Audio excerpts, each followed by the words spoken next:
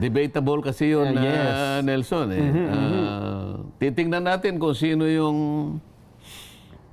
malakas ng loob na magtawid, ano? Kasi palakasan ng loob yun. Totoo yun. Opo. Kung malakas-lakas ang loob niya, itawid niya. Kasi walang iniwan sa rumaragasang bagyo eh. Ano? Malikot ang dagat. Ano? Eh yung pagtatawiran mo eh, kawayan lang yung bridge eh. Halos ano eh. Yun nga po.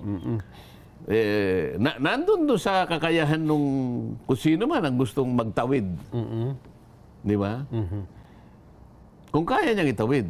Oo. Kung walang sasalunga sa kanya. Ayun nga.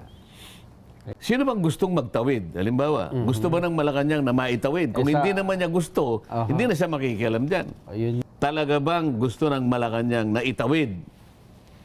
O hindi na. Nandun ang ano dyan eh. Andyan ang usapin dyan eh. So, andun ng bigat, ano ho? Nandun ang bigat ng ano. Nandun ang bigat ng responsibilidad ng taong magtatawid. Magtatawid. Oo. At sinong dapat na... Siyempre, yung tatawid, iba doon sa tutulong sa tatawiran eh. Ay, hindi po pwedeng isa lang ang magtawid. Aba, napakahirap nga ng kalagayan nga. Sabi ko nga sa'yo, umaalimpuyo yung dagat eh. Ano eh, yung unos eh, masyadong malakas eh.